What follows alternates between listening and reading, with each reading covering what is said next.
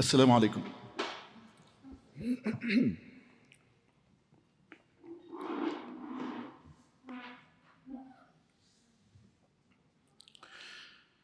أعوذ بالله من الشيطان الرجيم. بسم الله الرحمن الرحيم.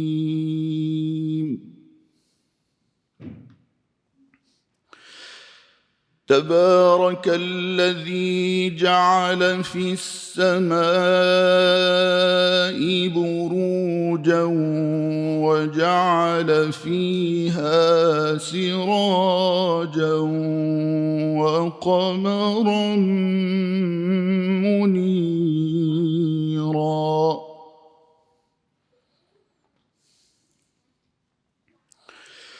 وهو الذي جعل الليل والنهار خلفة لمن أراد أن يذكر أو أراد شكورا.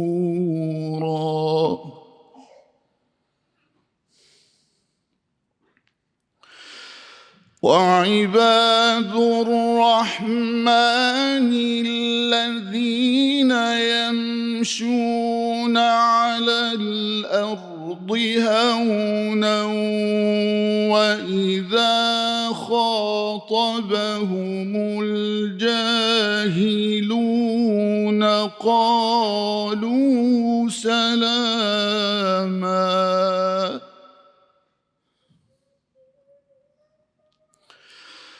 والذين يبيتون لربهم سجدا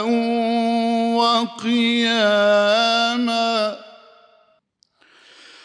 والذين يقولون ربنا اصرف عنا عذاب جهنم إن عذابها كان غراما.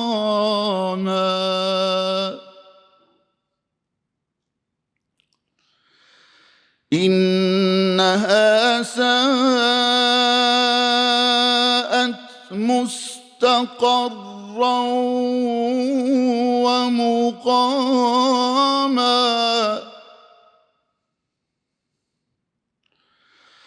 والذين إذا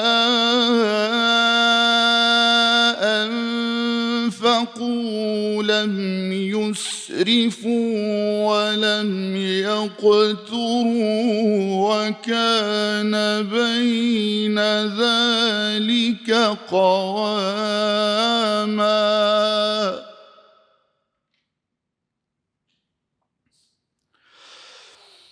والذين لا يدعون مع الله إلها آخر ولا يقتلون النفس التي حرم الله إلا بالحق ولا يزنون.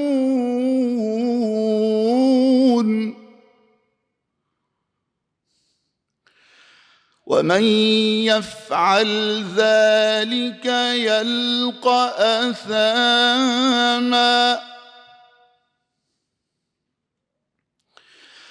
يضاعف له العذاب يوم القيامة ويخلد فيه مهانا إلا من تاب وآمن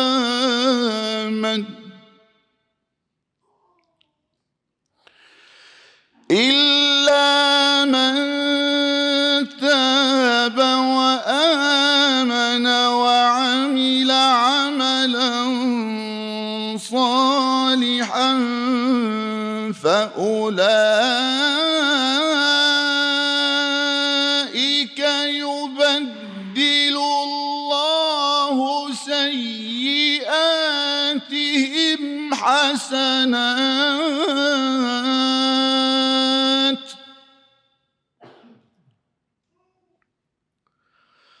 وكان الله غفورا رحيما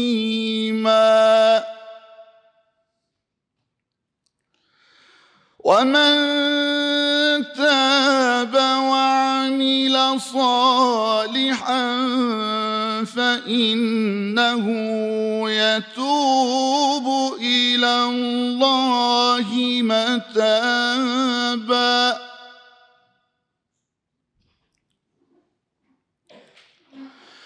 والذين لا يشهدون الزور وإذا مروا باللغو مروا كراما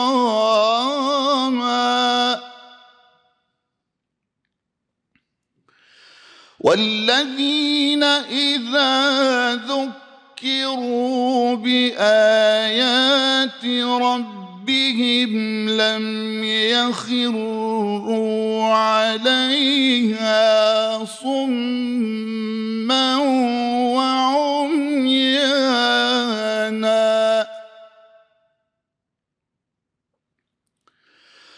والذين يقولون ربنا هب لنا من أزواجنا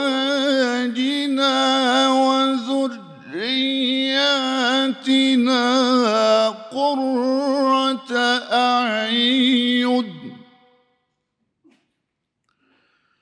قرة أعين واجعلنا للمتقين إماما أولئك يجزون الغرفة بما صبروا ويلقون فيها تحية وسلاما خالدين فيها حسنت مستقرا ومقاما قل ما يعبأ بكم ربي لولا دعاؤكم فقد كذبتم فسوف يكون لزاما صدق الله العظيم.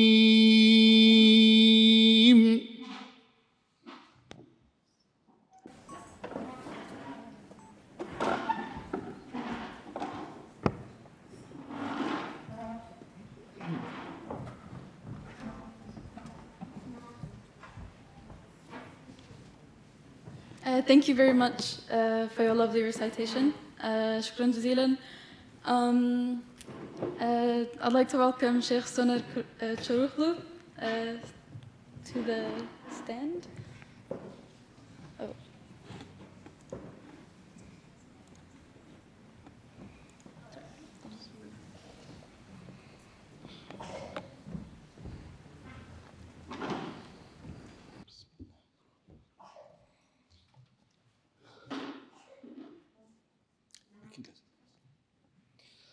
Alhamdulillahi Rabbil Alameen, wassalatu wassalamu ala Rasulina Muhammadin wa ala alihi wa sahbihi ajma'een.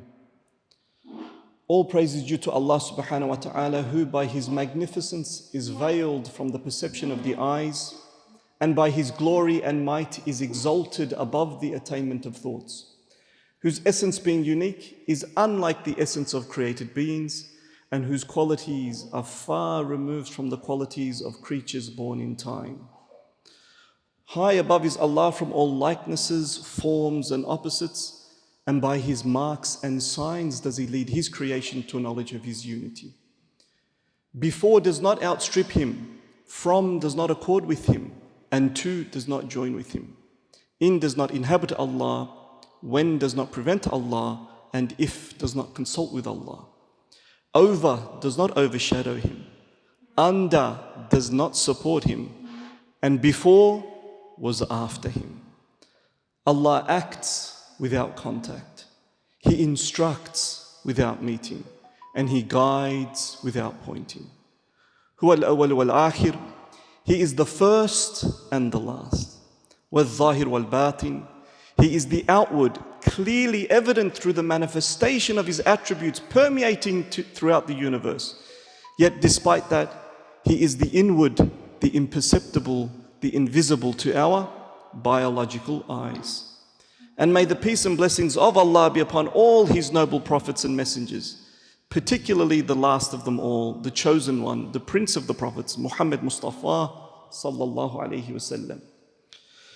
Assalamu alaikum everybody. I would like to first and foremost thank the organizers for putting this event together, particularly for reaching out to us and inviting both Sheikh Khaled Zraykah and I to participate in this event, to share what little knowledge that we have. And I want to thank especially the dear sister that was emceeing, the very first person that I have come across in the last 20 years that had actually pronounced my surname correctly, Coruhlu, which is almost as hard as Ertuğrul. You know, all of you call that show Ertuğrul, right? Ertuğrul. So I'd like to thank you for that, dear sister. Now, the topic that we're going to cover in this first session is based on leadership. Because I did my studies both in business management as well as Islamic studies in parallel, while it took a lot longer, there were fruits and benefits in doing it in that way. I thought maybe we could have a little bit of a business-related discussion as well and tie it into our religion at the culmination, inshallah. And the topic that we chose was ethical leadership, something that we are really lacking in this day and age, because everything is highly transactional in the material world, the world of distractions in which we reside. And I think it's important to focus on the type of leaders that we should try and be. It's important also to be a good follower. One of our problems in this day and age is that everyone wants to be a leader, no one wants to be a follower, and those that are left to be followers don't know how to follow because they don't want to follow. And therefore this becomes problematic as well. But you know, you have the basic foundations of ethical leadership, you know, that is based on honesty, it's based on respect, it's based on unanimity. And unanimity here is very important for us to understand. There is a difference between unanimity through conformity and unanimity through diversity. The great leaders can unite people despite the differences that they have. The cultural backgrounds, the philosophical differences and variances, different outlook and perceptions on life, different outlook and perceptions on conducting a task. The good leaders will use the diversity in order to strengthen what is lacking in their counterparts. Very important feature. And even in Islam, you know, there was a big push to try and get everybody to conform to one ideological perspective, one ideological understanding of religion. And the argument always is, well, we have one God, well, we have one seal of the prophets, and we have one book, the Quran. So everybody should be united via conformity. There should be no dispute, there should be no differences. Sheikh Khaled will know very well, there are different ways of reading the Quran. Merely pausing at a different location can bring up a different meaning. Who's to say which is right? ذَلِكَ الْكِتَابُ لَا رَيْبَ فِي هُدًى لِلْمُتَّقِينَ. That's one way of reading it. ذَلِكَ الْكِتَابُ لَا رَيْبَ فِيهِ هُدًى لِلْمُتَّقِينَ. What did I do? What did I do? In one instance I paused before a word, in another instance I paused after another word. It slightly changes the meaning. And so we have to understand that there will be differences in a religion that was sent to all people. What does Jesus say when they come to him? They say, Master, Master, can you teach such and such? Can you teach these people? Can you teach those people? He says, no, no. This is in the New Testament. I have come not but unto the lost sheep of Israel. My duty is only for the Israelites. Bani Israel, that's it. And they rushed to him and they said, They asked him a query and a question. He's the leader of their time. Look, a perfect example of an ethical leader in our prophets. They wanted an answer to this question and to that question and to this problem and to that problem. But Isa alayhi salam, he's being chased by the Romans, he's being chased by the rabbinical order, he's being chased by this person. He has no time to answer all these questions. And in John chapter 16 verse 13 he says, I have yet many things to say unto you. All of these questions that you are asking me, I want to answer those questions. Howbeit you cannot bear them now. But when he, the Spirit of truth, comes, translate that into the Arabic. Who? When Al-Amin comes, he will guide you into all truth. For he shall not speak of himself, but he will deliver to you the Quran. That which he hears he shall speak, and he shall glorify me. And so unanimity through diversity is key to being a good leader. Understanding the diverse backdrop and background of your subordinates, those that are reporting to you, and using the strengths of each to strengthen the weaknesses of the other. Unity through diversity. And justice and equality. That when you are taking on board the role of leadership, make sure that you deal with them, each of them equitably, just and in fairness. Do not favor one over the other. Fundamentally important. And altruism.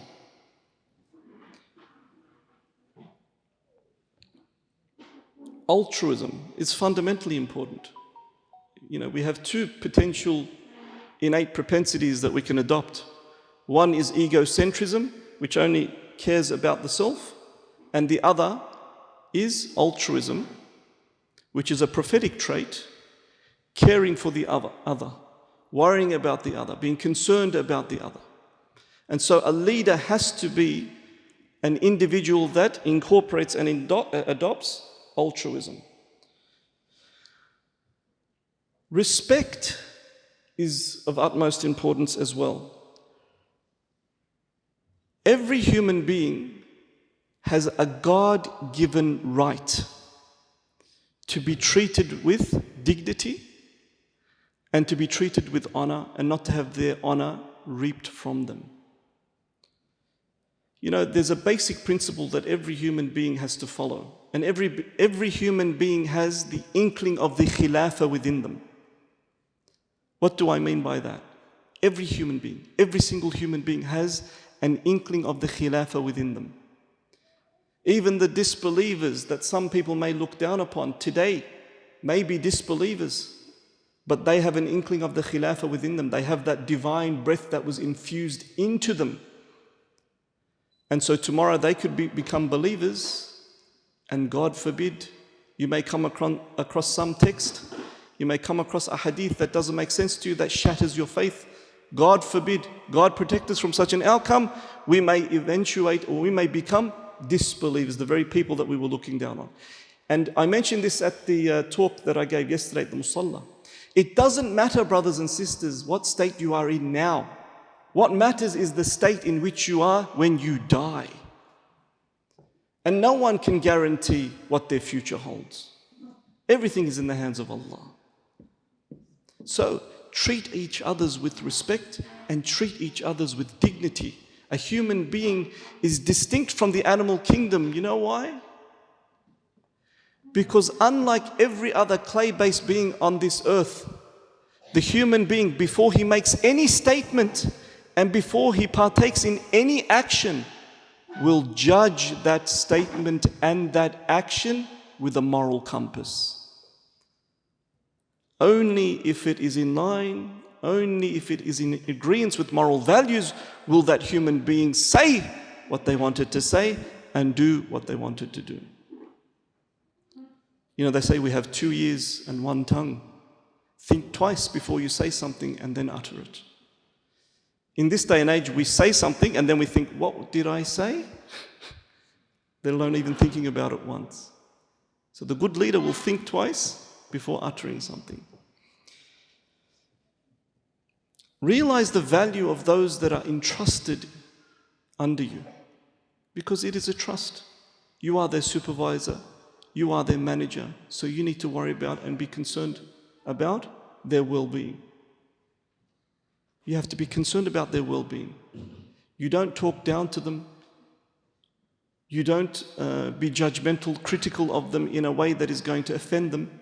You treat them with dignity and respect.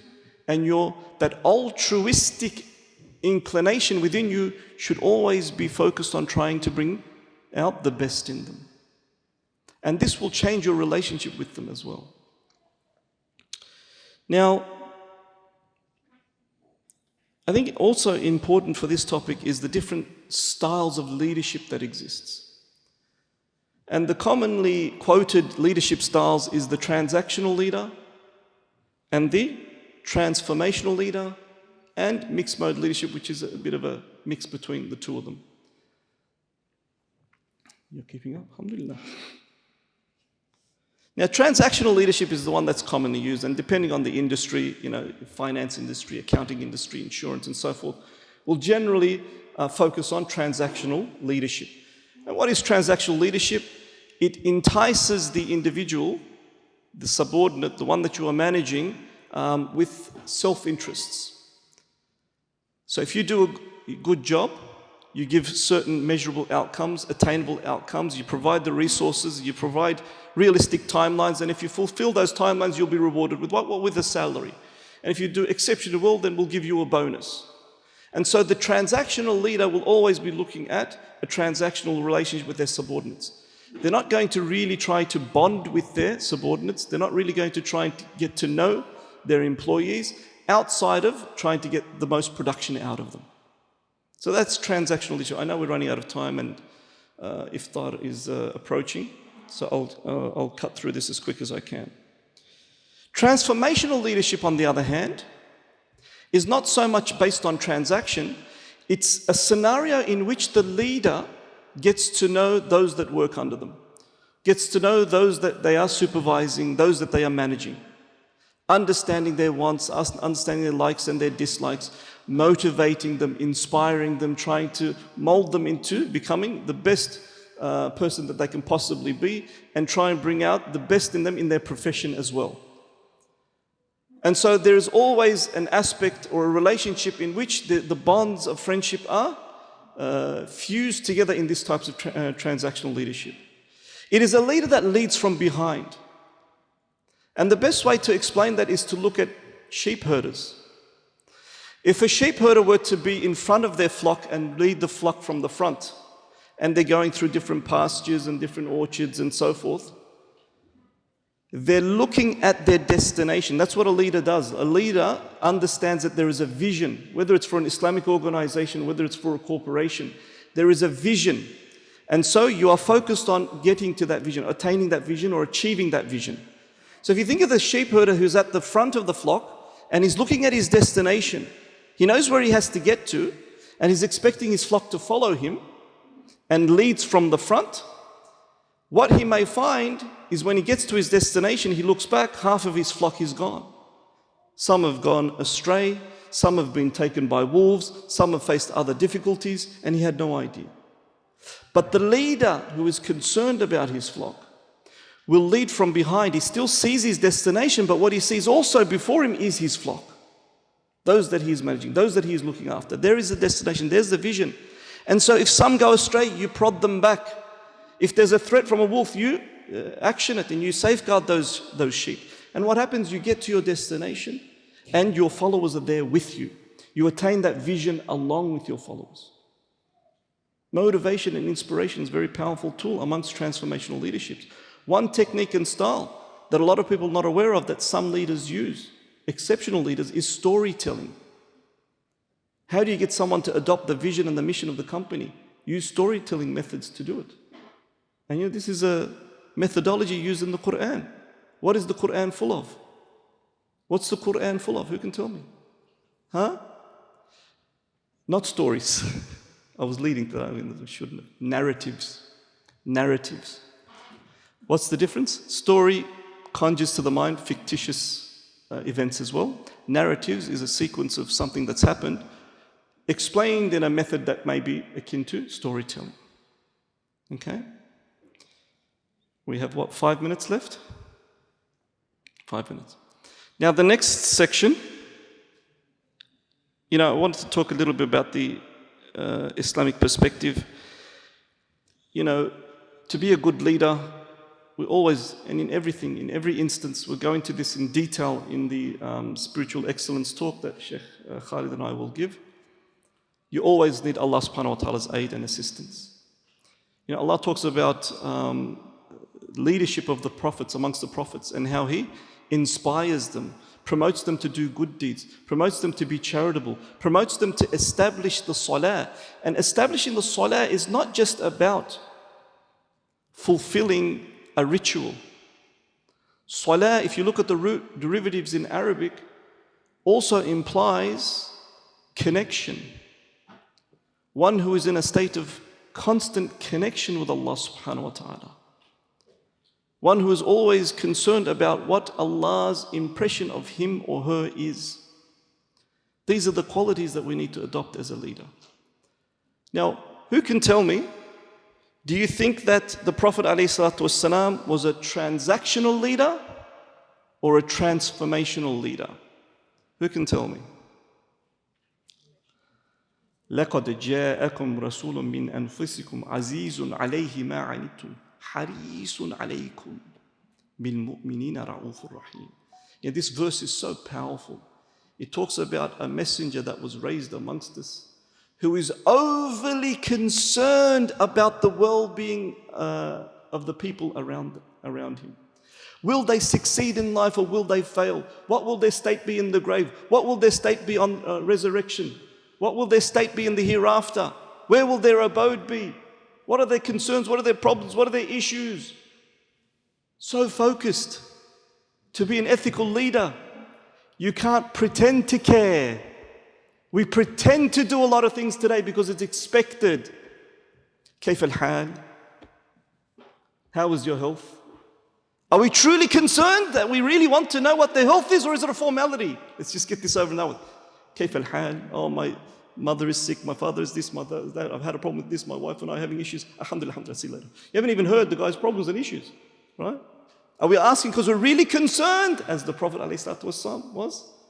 So it's difficult to follow the example of the Prophet ﷺ, the sunnah of the Prophet. It's easy to mimic him. We can grow a beard. It's easier to grow a beard than to not grow a beard. Following that sunnah, you just let it grow. Yeah? Looking the part is not that difficult.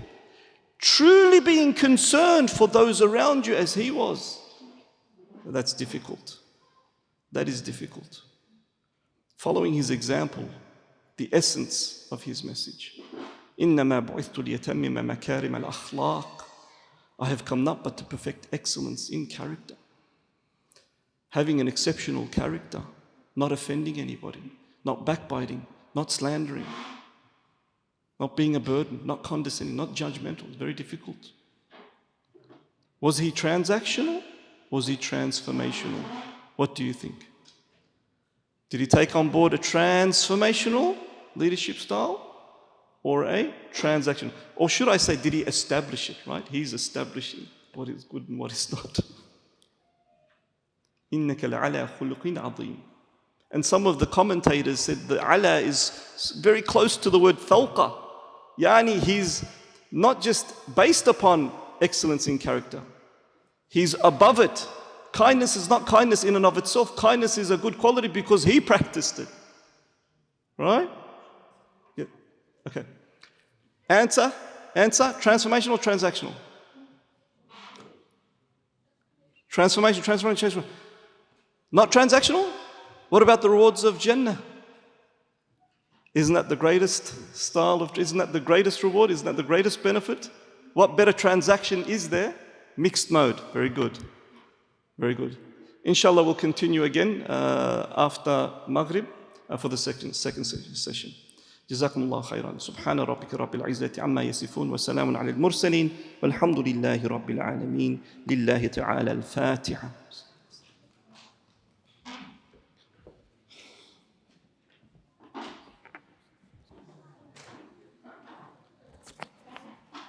بسم الله الحمد لله والصلاة والسلام على رسول الله. The Prophet ﷺ, he said, ألا وإن في جسد مضغة إذا صلحت صلح الجسد كله وإذا فسدت فسد الجسد كله ألا وهي القلب. Indeed, in the body there is a lump of flesh.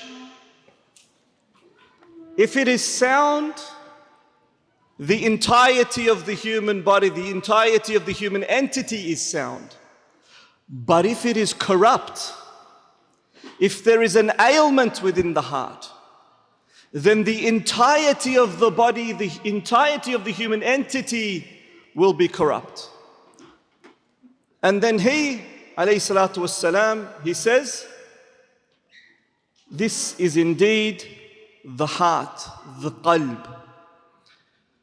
And when you look at the lexical dimension of the word qalb, people don't realize. It ties into something that is in a state of flux. It's not something that is static. It is something that is ever moving and ever can transition from one dimension and direction to another dimension and direction, from one aspiration to another aspiration.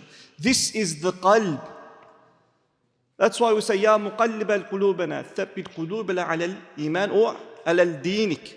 Oh, you, the possessor and owner of our hearts, keep our hearts fixed firm in the direction of having faith in you or in the direction of your religion. It must be kept firm in that direction. And so the owner of our hearts, the physician of our hearts, the beloved of our hearts is the one that controls our hearts. All we can do is yearn for him to keep it fixed, transfixed towards him. Our actions and our efforts and our statements is a yearning, is a symbol, is an illustration that we are calling upon Allah subhanahu wa ta'ala, who is the one that is in control of our hearts, to keep it fixed in the direction of Him. So this path of purification and this path of spiritual excellence begins with the understanding that it is Allah that is in control of our hearts. And that our hearts can indeed flip-flop. And we need to work hard in order to ensure that we can illustrate our yearning towards Allah so that He keeps our hearts fixed firm in the direction of Him, in the direction of His religion, in the direction of believing in Him. Now, this process of spiritual excellence requires not only this understanding that in the heart there is a lump of flesh, and if it is corrupt, the entirety of the human being is corrupt. If it is sound, the entirety of the human being is sound. Once we have this prerequisite knowledge, and we know that Allah is the possessor of that heart, then we need to focus on that lump of flesh. Do we focus on our lump of flesh to attain spiritual excellence, or somebody else's lump of flesh? Whose lump of flesh do we focus on? I like to have my classes interactive. Do we focus on somebody else's lump of flesh to better ourselves, to keep our hearts fixed firm? You focus on yourself. You focus on your state of being. You focus on your flaws, your issues, your shortcomings. And the reason we don't do that is because we don't really know what's at stake. We don't truly comprehend what is at stake. We do not truly comprehend that there is only one chance, there is only one shot. The Western world has brought in an ideology in which they say you only live once. Anybody not heard of that saying? Everybody's heard of that, right? You only live once, so do the most death-defying things that you can. Go your bungee jumping, jump out of a perfectly flying working plane. Get that thrill out of life. Live life, spoil thyself, please thyself, focus on thyself, elevate thyself. Why? Get the most out of life as you can. Why? Because you only live once. Our motto is no, you only die once. You only die once, you will live again. As a result of that, live the most righteous life that you can, the most pious life that you can. Try and be as humble as you can. Try and be as God conscious as you can. Try and be as charitable as you can. Worry about the sick and the elderly. Be concerned about your neighbors, your brothers and your sisters. Because you only die once. You will live again. You know, we are not a people that sit idly by praying to receive paradise without any effort on our part. We do not simply sit idly by praying to receive paradise. We are mu'mins. We are those that were destined to be the khilafah of Allah on earth, to be His representatives, to be His caretakers, chosen for this duty among the noble angels, above the noble angels. So we don't simply sit praying to receive paradise, but we live such a God-conscious life, such a life of piety, such a life of altruism, such a life in which we're doing so many good deeds for the sake of Allah, that paradise is praying to receive you. That paradise is praying to receive you. That exceptional human being that you become, transformed in the next world, in the manner that Allah will transform us, is that piece of paradise that makes Jannah what it is. But in order to become that, we need to focus on ourselves, not the issues and problems and worries of the other. We need to know what is at stake. If we know what is at stake, we won't have time criticizing and judging others. If we knew what was at stake, we'll be too focused on preparing ourselves for that day, Yawmul Azifah. Look at the lessons that we take just from the name. The day that is ever drawing closer. That day is closer now than it was when we started this event. And that day will be closer still when we conclude this event. It doesn't stop. That day is getting closer and closer and closer and closer. And one of the other names is Yawmul Hasra. The day of not just regret, absolute regret. Any test that you take in life, whether it's for school, whether it's for work, whether it's for whatever other worldly reason, if you fail, you feel regret, don't you? You say, well, you know what, I could have studied a little bit harder, I could have worked a little bit harder, I could have done a little bit more. You feel that regret. As soon as you sit down and you start seeing the questions in front of you, you feel that remorse and that regret, don't you? You feel that remorse and regret, even though you can resit it. Even though worst case scenario, you repeat, you try it again the next year. What if you lost a year? Or you try something else and then get back into whatever that examination was going to take you to. But even still, you feel that regret and that remorse. You know you have another chance. You know you have other options. What happens on the day of judgment? The day of regret. That's regret. Imagine how you will be then if you feel regret and remorse now for not having prepared for an examination. There's no coming back. Once you're in the barzakh, there's no coming back. Barzakh, it's a barrier. And Allah tells us what we're going to say. Oh Allah, once the veils are lifted and you see truth for what it is. You know, we think that the mountains, you know, in New Zealand, look at these vast mountains you think is an absolute manifestation of reality. Look, you can see it, you can touch it, you can climb on it, trek over it. These vast mountains. And that which is in actuality related to us, an absolute manifestation of reality that we're going to take with us, we don't see. It's not tangible, it's intangible, we don't think about it. But there will come a time when those mountains will be as dust, gone. And what you thought wasn't reality will be an absolute manifestation of reality before you, related to your existence here, that is. That is your good deeds and your bad deeds, accompanied by your faith and your intentions behind them. Yawmul Hasra is coming. If we want to strive for spiritual excellence, we have to understand what is at stake. If we understand what is at stake, we'll be preoccupied and concerned about that lump of flesh in our hearts, not in the hearts of others. You know, we like pointing out the faults in others because it makes us feel better about ourselves. The ego is appeased once we find the faults and problems of others, because the ego doesn't like others appearing to be more superior. So you're busy trying to find justifications that no, actually you are better than the other. And that is a major sign of a disease in one's heart. And these are the shortcomings that we need to look and we need to rectify as soon as we can. That requires self-reflection, self-analysis. Abu Bakr radiallahu anhu. How many human beings are greater than he outside of the prophets? How many? How many? One of the greatest human beings outside of the prophets. Even he would pull at his tongue and say, if I do end up failing in the hereafter, it will be because of you. Criticizing himself. A simple wagging of the tongue can cause so much devastation to your spiritual well-being. Umar radiallahu anhu. Umar radiallahu anhu. Yeah, there's a narrative that says when the angels question him, he'll question them. That the devil avoids him. And he says to his companion, do you see in me what you see in them? Out of worry. Talking about the hypocrite. Do you see in me what you see in them? If he is questioning himself, who are we?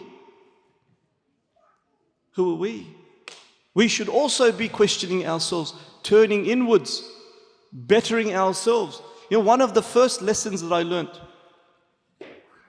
inshallah, one day he watches this. Professor Recai Çetres, Sheikh Recai Çetres, you can tell he's a Turkish imam, right?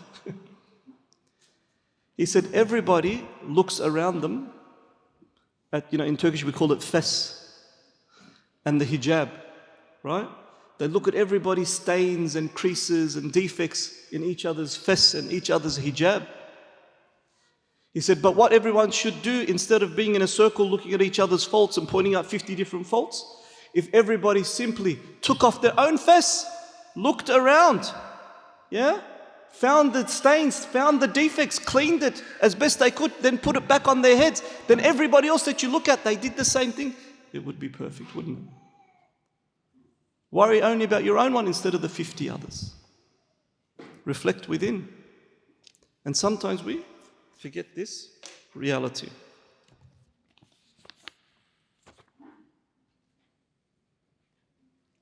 Now the effort cannot stop in purifying the heart because the onslaught doesn't stop, trying to corrupt the heart. The effort cannot stop because the onslaught will not stop. You have both an outward enemy as well as an inward enemy, and you have to defend against the outward enemy as well as the inward enemy. A lot of people are unaware of that inward reality, so that they don't defend against their lower base self. Right at the outset of Baqarah, Allah subhanahu wa ta'ala introduces us to 3 categories of human beings. The first is the honored human being. Those that are part of the fellowship of the believers. The fellowship of the believers. And what are they? الَّذِينَ يُؤْمِنُونَ بِالْغَيْبِ. They are those that believe in the ghaib. And whenever I talk about ghaib, and let's ask ghaib, tell me, what is part of the ghaib? Who can tell me? Part of the ghaib, Malaika, okay, angels. What else? Unless you've got a Nikon camera at the Kaaba, then you can catch them, right?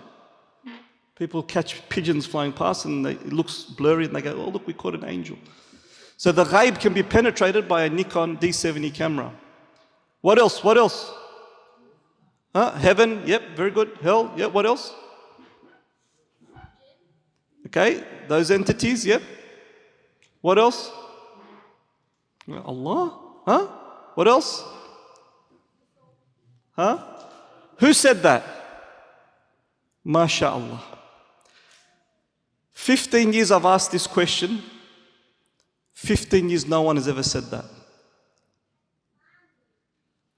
That is imperceptible. Your spiritual reality is imperceptible.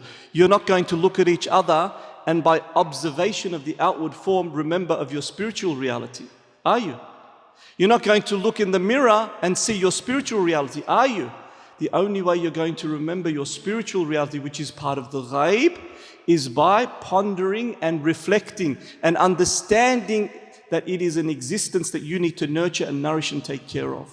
Just as the badan, the body needs nourishment, so too does the soul, so too does our spiritual reality. And what is that nourished with?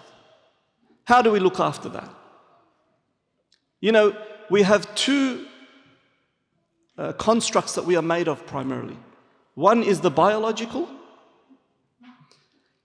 and even in that, the biological was made from what? Made from dirt, min teen, yeah? Isn't that why Iblis has an issue? Somebody that worshipped God for how long? How long? How many thousands and maybe millions of years did he worship Allah? How does he slip so easily? We're talking about spiritual excellence now. How does somebody that worships Allah so long slip so easily? Because the worship was outward. The worship was ritualistic. Was the worship penetrating the heart? And we covered this in our class yesterday. The purpose of life's purpose. What is the outcome of life's purpose? What is the purpose of worship? It's important. We came from the element of the earth. And Iblis had an issue with that because he analyzed outwardly the biological limitations. But if you look even at the biological source of the human being, it's dirt, isn't it? It's dirt. What happens with dirt? What happens with soil? You throw compost into it. Worms excrete into it. You throw manure into it. And what does it do with all that filth? What does it do? Transforms it into a beautiful rose with a beautiful fragrance. Transforms it into life-giving sustenance, fruits and vegetables and flowers. That is our origin. People will talk down to you. People will criticize you. People will swear at you. People will do all sorts of things. All of this filth will come, but our hearts are such that we transform that and we respond with kindness, not harshness. We are forgiving, not relentless. We bring ease upon people, not hardship. Even that origin, even the biological origin, there is a significance, there is a lesson for us to learn there. And so, it is important, therefore, brothers and sisters, that we look within and we understand that we have a spiritual reality and we must nourish it. We must nourish it. We nourish it with the remembrance of Allah. We nourish it with the glorification of Allah. We cleanse it with seeking Allah subhanahu wa ta'ala's forgiveness. He says in a Qudsi hadith, is there none that want my forgiveness that I may forgive them? Is there none that want something from me that I may give it to them? If my servant comes to me a handspan, I will go to him an arm's length. If he comes to me walking, I will go to him running. You merely need to walk to Allah and He'll run to you. There's your heart's problems resolved. Fix your relationship with Allah, Allah will fix all your relationships on the dunya. Nourishing the soul is of utmost importance. The thing that will stain the heart, and this is a great, the great scholars always talk about this, is two things: sins and an egocentric succumbing to your ego, succumbing to your lower base selves, the distractions of the dunya, neglecting the maintenance of the heart will cause it to rust. Any material that you have on earth, if you don't look after it, if you're not polishing it, if you're not taking care of it, it will eventually rust. Same with the heart. If you lack in that regard, you're going to have a problem. And once these stains form on the heart, as the greats have said, there's only two fires that will resolve that stain. It will resolve that impurity. And the example that they gave was like a gold bar or a silver bar. If there are impurities in that gold bar and that silver bar, how do you get rid of those impurities? There's only one way. What do you need? What do you need? Intense heat, yeah? You need heat. You need to bring it down to its liquid form, remove the impurities, and then solidify it again. And so that is what they're teaching. It's either that fire of remorse, that fire of regret that burns away those sins and cleanses the heart of those impurities. Otherwise, there's another fire that will do it. Right? And so, brothers, sisters, I want to give some time to our dear Sheikh as well. You know, we have to balance the inward and the outward. I'm not really going to go into the concept of ihsan because I know Sheikh is going to cover that. Imam Shafi, I believe it was, who said, if you focus too much on fiqh, do's and don'ts, haram and halal, and you neglect the science of tazkiyah, purifying the heart, eventually you will end up with a hardened heart. If you focus too much on the purification of the heart, tazkiyah, and you neglect the fiqh, eventually you'll go astray. What is needed is the middle way. Both are important and both need precedence. Islam, the outward, Iman, the inward, perfecting the balance of the two will produce ihsan. Excellence and striving for excellence. Brothers and sisters, it is the light of the heart that is going to save you at that moment of death that will arrive for each and every one of us. If your focus in life, and I say this to my Turkish students, that I get a laugh out of them. If your focus in life is kebabs, kebab, and that moment of death is coming, you're going to say, oh, I'm not going to have kebab anymore. Huh? But if the heart is infused, enlightened, illuminated with the light of Allah that He bestows upon creation, that is the light of the heart. The light of the heart is going to save you at that critical moment. Allahu A'lam. You can see the danger coming before you. The mind will shut down. You'll be in a state of shock. The mind shuts down. It's the heart that takes over at that last moment. And if the heart is filled with the remembrance of Allah, filled with the glorification of Allah, filled with the love of Allah, then you will call out to Allah subhanahu wa ta'ala. And repeat. And let us repeat it together. Ashhadu an la ilaha illallah wa ashhadu anna Muhammadan abduhu wa rasuluh. It is the light of the heart that's going to contend with the trials in the grave. And it is the light of the heart that is going to contend on the day of reckoning and repayment. So one of the first steps towards spiritual excellence is to understand what is at stake, is to understand that the heart is in control of Allah, and your yearning for Him will direct the heart accordingly. And that there is an end that is coming. And I'll end with this, inshallah. People neglect their priorities in the world. Their priorities are not right. And a manner in which a lot of people I've found over the many years relate well is to explain an important dinner, unlike this one. Let us say that you are one of 40 people that were elected or selected to host the most important dinner with the most important delegates in the world, whoever that may be for you.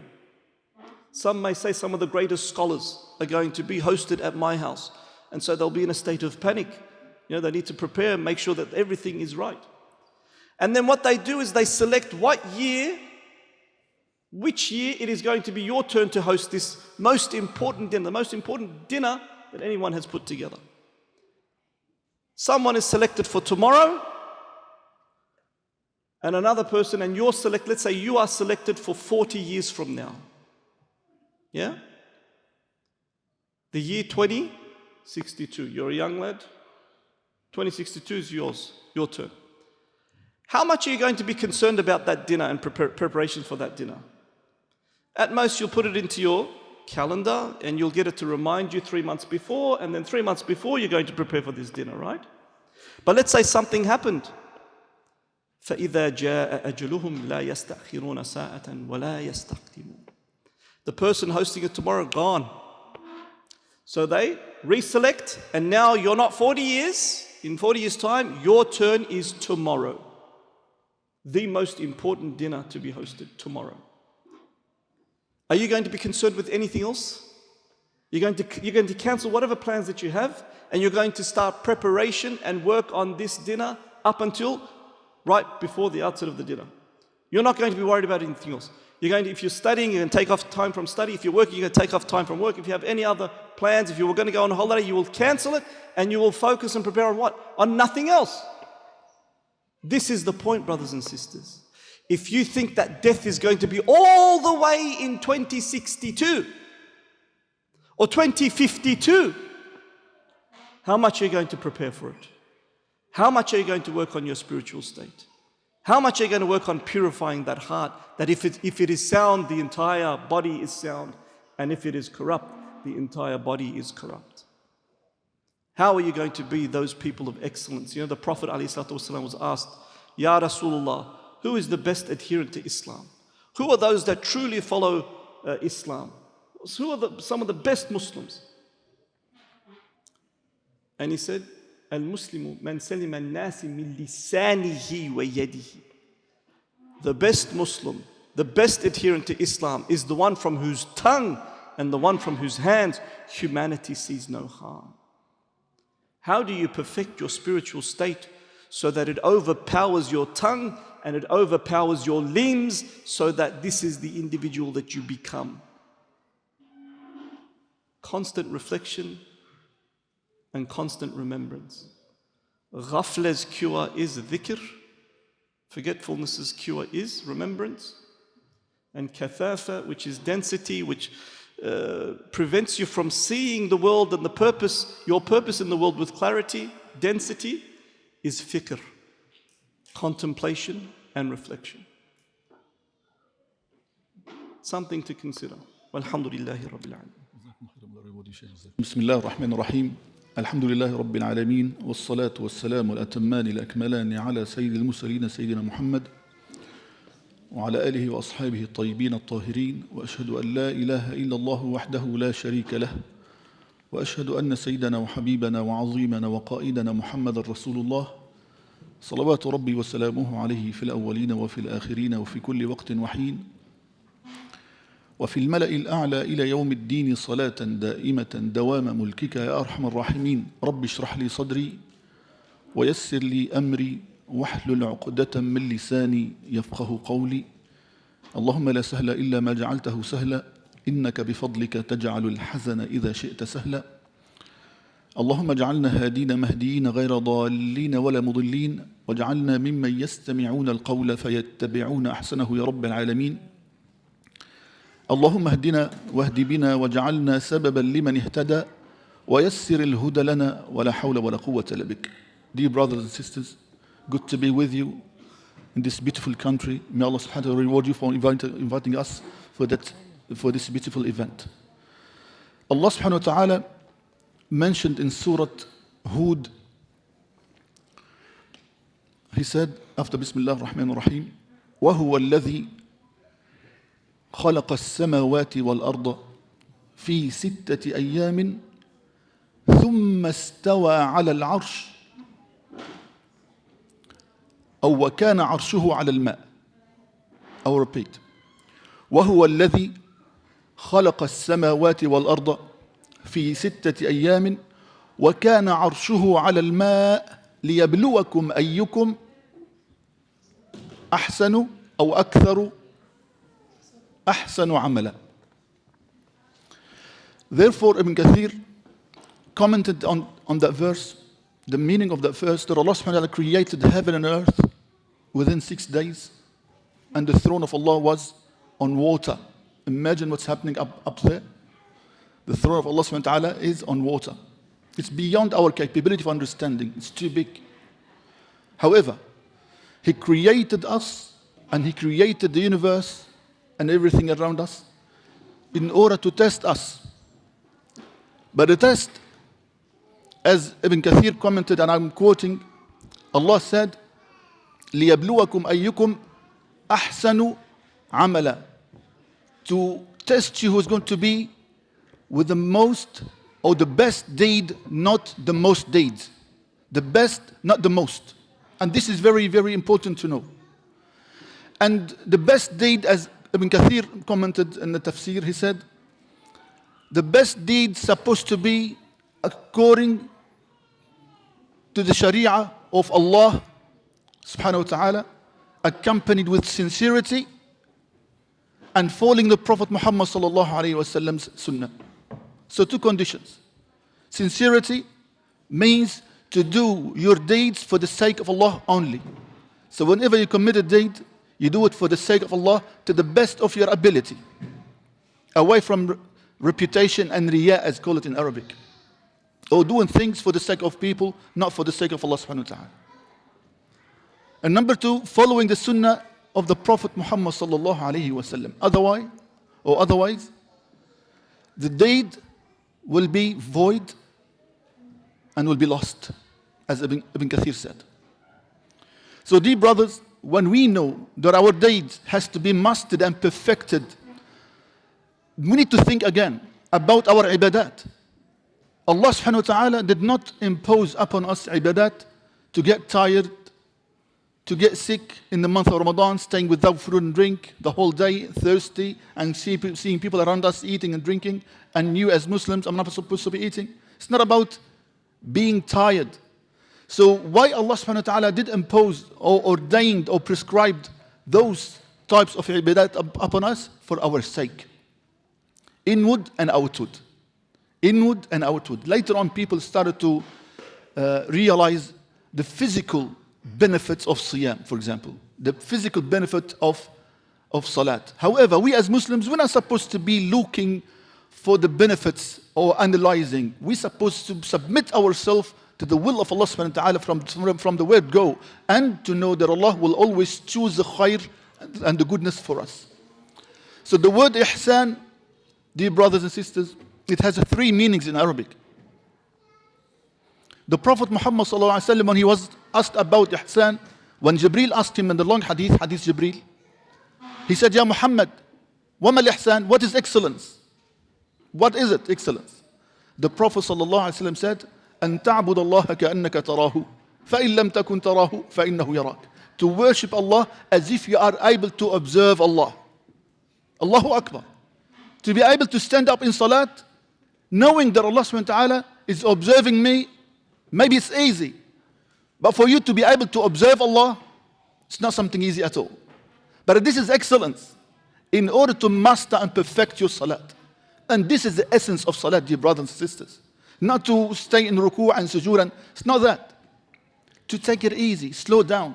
No rush in salat. Master it, perfect it.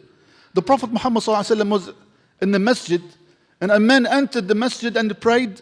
And when he finished the prayer, he came to the Prophet and greeted him.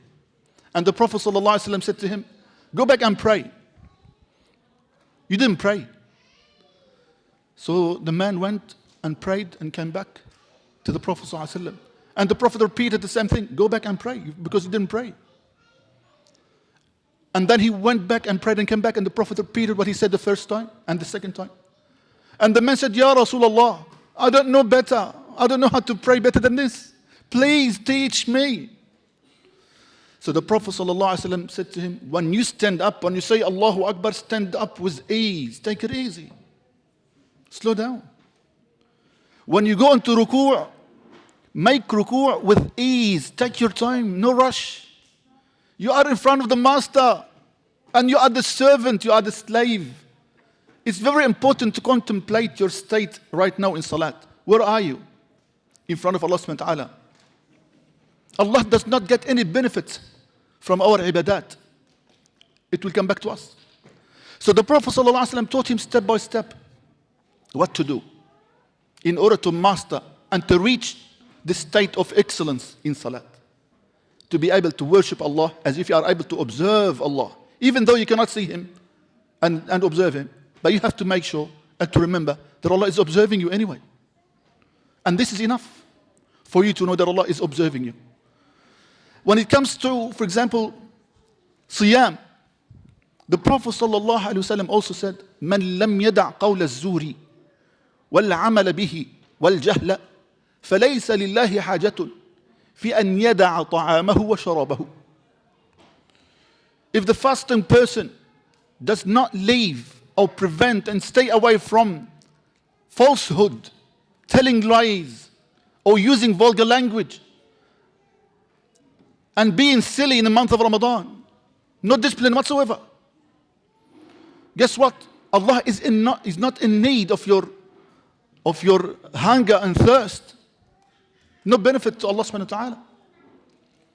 So the benefit will come back to you. So you have to master your siyam. And we are in the month of Ramadan, subhanAllah, we have to probably ponder more and contemplate the words of Allah subhanahu wa ta'ala. To ponder upon the words of Allah on the Quran in the month of the Quran. So this is ihsan, to be able to worship Allah subhanahu wa ta'ala as if you are able to see Him. And guess what? Allah subhanahu wa ta'ala also made it mandatory to be excellent in your deeds. He said in the Holy Quran, إِنَّ اللَّهَ يَأْمُرُ بِالْعَدْلِ وَالْإِحْسَانِ. Allah subhanahu wa ta'ala ordered everybody بالعدل, to spread peace and justice and fairness, والإحسان, and excellence. Allahu Akbar. So it is an order from Allah subhanahu wa ta'ala to be excellent in everything you do. And this is according to ibadat. What about in dunya, for example? And this is second meaning in dunya. When you are carrying any task in this dunya, you have to master it. You have to be excellent in it. As the Prophet ﷺ stated in a hadith, إِنَّ اللَّهَ يُحِبُّ إِذَا عَمِلَ أَحَدُكُمْ عَمَلًا فَلْيُتْقِنَهُ. Your Lord loves if any of you is doing something, let them perfect it.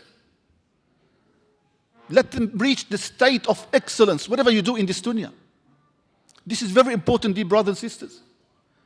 Don't leave your work unfinished, incomplete. Make sure it's absolutely perfect. Do not settle for second best. Always aim high. Aim for excellence. And also Allah Azza wa Jal encouraged the believers. In the Quran, Allah said, وَأَحْسِنْ كَمَا أَحْسَنَ اللَّهُ إِلَيْكَ. And be good to people the same way Allah was good to you. Allahu Akbar. And you know what? When you look about ihsan in the Quran, it's amazing. Allah Azza wa Jal stated ihsan to be good to parents, to your neighbors, to your worker, to your fellow human. Ihsan is an amazing word. Very, very specific. Allah Azza wa Jal promised in the Quran. Allah said, وَهَلْ جَزَاءُ الْإِحْسَانِ إِلَّا الْإِحْسَانِ. Is the reward for goodness other than goodness? And you know, when you do goodness to people, don't expect anything in return. You know why? Because goodness, again, back to you from people is very limited. However, from Allah, you don't know. It's not limited. And Allah subhanahu wa ta'ala promised even more. Allah said in the Quran, وَلِلَّذِينَ أَحْسَنُوا الْحُسْنَى وَزِيَادَةً. I wanted to contemplate this word very carefully. For those who committed goodness, they will be rewarded goodness. Goodness in this word, in this context, means Jannah, paradise. So what is the extra? وَزِيَادَةً, the extra. قال العلماء, the people of tafsir said, الزيادة هنا, the extra here in this verse, it means to be able to see Allah subhanahu wa ta'ala. What more do you want? What more do we want after being good to people, mastering your work, doing your work to the best of your ability, achieving excellence, whether spiritual or within your good deeds with people or being good to people, even when you give sadaqah.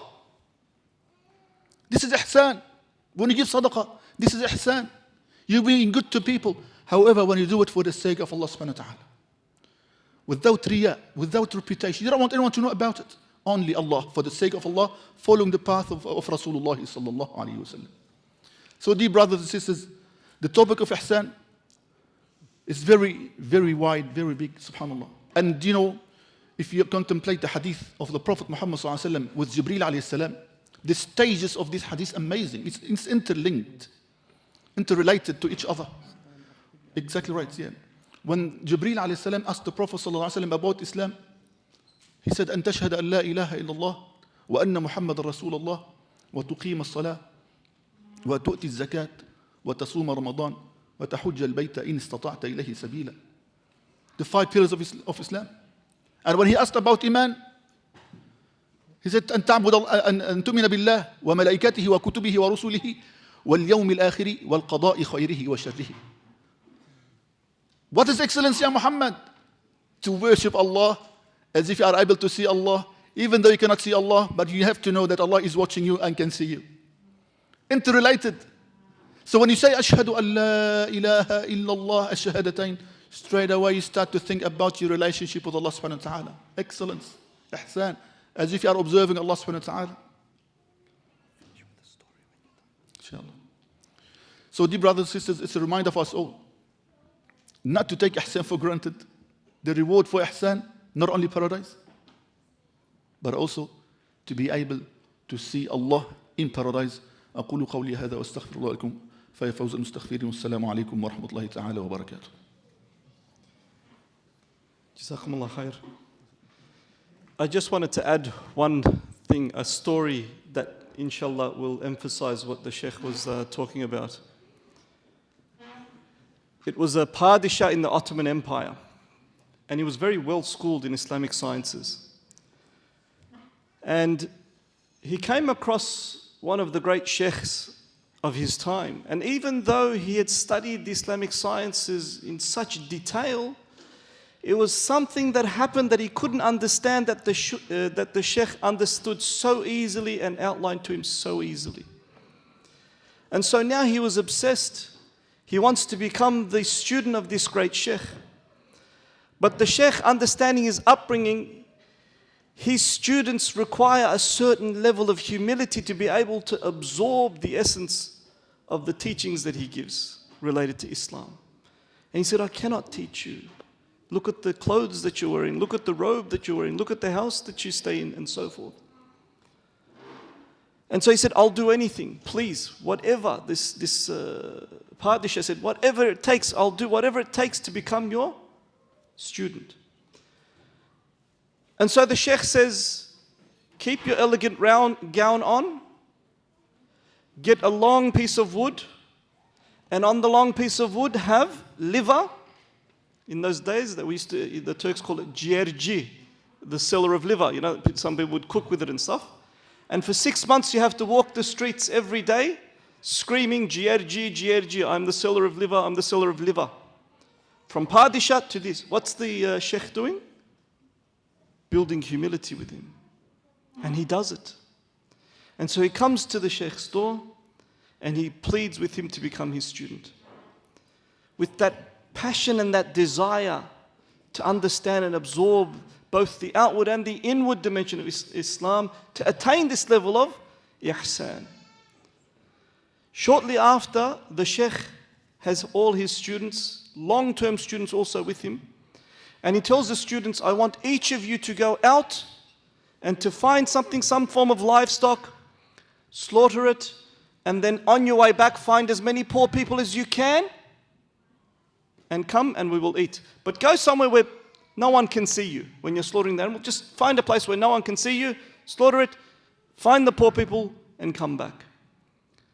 And so they all go, they find the animal, they make sure that no one can see them, they slaughter the animal, and on their way back, they bring the poor with them and they start to prepare the food and they start to feed the poor, and they're finishing up their meal and they're about to pack up the tables.